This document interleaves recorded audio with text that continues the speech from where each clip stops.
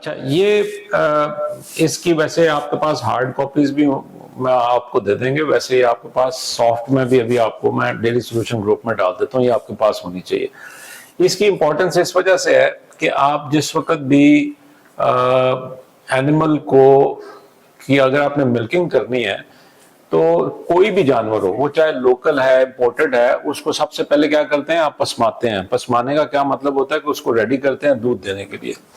जिस तरह पहले भी मैंने कई दफा बात की है कि एनिमल जो है ये जो दूध दे रहा है ये आपके और मेरे पीने के लिए नहीं दे रहा, ये दूध किसके लिए दे रहा है, अपने बच्चे के लिए दूध दे रहा है। अच्छा, अब ये जब अपने बच्चे के लिए दूध दे रहा है तो इसका मतलब है कि वो और एनिमल को कैसे पता चलेगा कि उसका बच्चा नीचे आया है, वो क्या जब उसका जाके वो जब उसके थन को टच करता है तो उसको पता चलता है कि मेरा बच्चा नीचे आ गया। अब जिस वक्त आप मिल्किंग कर रहे हैं तो मिल्किंग में आपने बेसिकली वही प्रोसेस जो बच्चा करता है वो आपने हाथ से प्रोसेस जो है वो करने हैं। अब इस सारे प्रोसेस में जो सबसे इंपॉर्टेंट है वो पहले 30 सेकंड से लेके 120 सेकंड जो सा है ये आपका टोटल आपका टाइम है, यानी कि पहले 120 सेकंड जो है वो सबसे इंपॉर्टेंट है आपकी मिल्किंग के लिए, एनिमल को प्रिपेयर करने के लिए। अब आप सबसे पहला स्टेप आपने क्या करना है, ये टोटल 7 स्टेप हैं। इसमें पहला स्टेप क्या है कि आप एक कपड़े से जो कि सॉफ्ट कपड़ा हो उससे आप इसको रब करेंगे। अगला जौन सा है वो आपने जो अडर ब्लेंड की आपने प्री डिप बनाई होगी, और आपको पता है कि अडर ब्लेंड की जो प्री डिप बनती है वो 1:9 में बनती है कि आप 1 लीटर अडर ब्लेंड डालेंगे जो कि कॉन्सेंट्रेट है और उसमें 9 हिस्से पानी डालेंगे तो ये 1 लीटर से टोटल 10 लीटर बनेगा, उसका आप प्री डिप यूज करेंगे। और उसने प्री डिप्स में क्या कह रहा है कि 30 seconds minimum contact time for pre dip to kill bacteria, कि जब आप इसको एक दफा लगाएं तो 30 सेकंड तक आपने इसको लगा रहने देना है, आपने उस 30 सेकंड तक उसके ऊपर कोई और काम नहीं करना। उसके बाद अगला स्टेप है कि strip oblique wash teat ends with gloved hand. Strip का क्या मतलब है कि एक धार मारते हैं आप अक्सर औकात कि आप उसका थोड़ा सा उसको दबाते हैं टीट को, और उससे दूध जो निकलता है उसको आप कहते हैं अपने स्ट्रिपिंग की।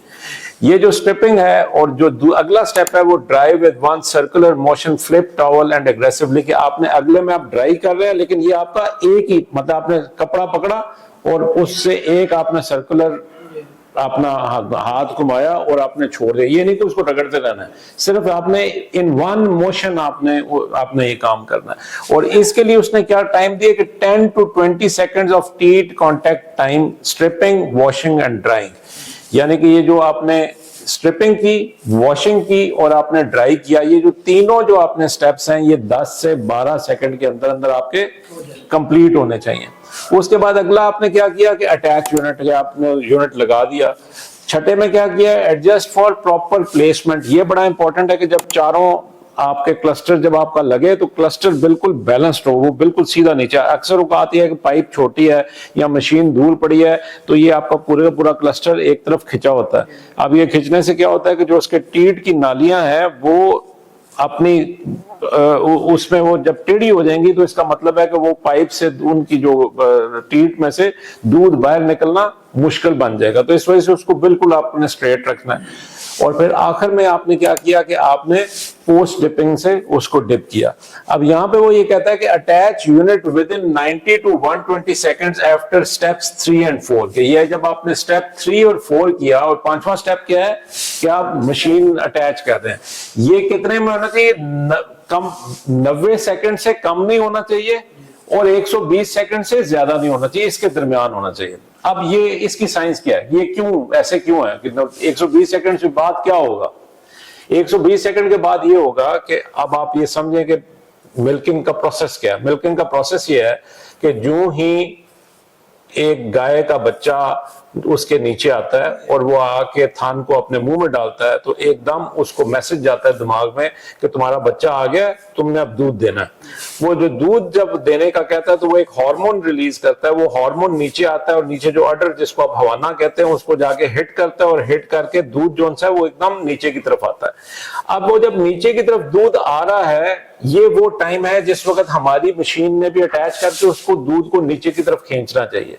अगर वो आप इस टाइम के अंदर नहीं लगाएंगे तो अल्टीमेटली क्या होगा, जब आप दूध नहीं निकालेंगे या वो जानवर ये समझेगा कि मेरा बच्चा तो दूध नहीं पी रहा, तो वो दूध उठाना शुरू कर देगा, दूध वापस ऊपर। अब अगर जब दूध वापस जा रहा है और मशीन नीचे की तरफ खींच रही है तो इससे क्या होगा, जानवर तकलीफ में जाएगा, जानवर को ये जो सा है एक सख्त तकलीफ पहुंचेगी, और दूसरा इससे मेस्टाइटिस के केसेस जो से हैं वो आपके फार्म पे बढ़ेंगे।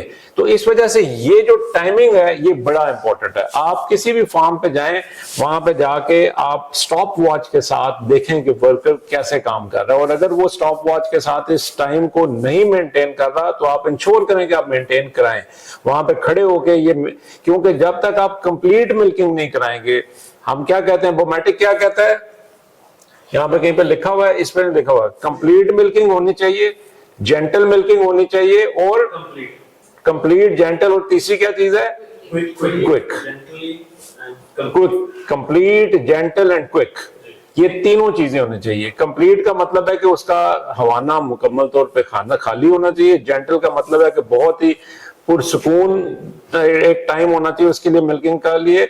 और लास्टली हमने क्या कहा कि क्विक, के ये बड़ा प्रोसेस जो है, ये नहीं कि ये 10-12 मिनट, क्योंकि मशीन टाइम कम से कम एडवाइजेबल है, कम से कम टाइम में मशीन जो है उसको मिल्किंग करे तो ये ज्यादा बेहतर है। तो ये प्रोसेस है, ये अब आपको जाके अपने फार्मर्स को एक्सप्लेन करना है और उनको बताना है कि भाई आप अगर इस तरह मिल्किंग करेंगे तो ये सिर्फ एक प्रोसेस है, इसमें वो ना कोई एक्स्ट्रा चीज फार्मर खरीद रहा है, ना कोई एक्स्ट्रा बंदा रख रहा है, वो कुछ नहीं कर रहा, सिर्फ अपना जो एग्जिस्टिंग काम है उस काम को स्ट्रीमलाइन करने की वजह से उसके एनिमल की दूध और उसकी प्रोडक्टिविटी बढ़ जाएगी।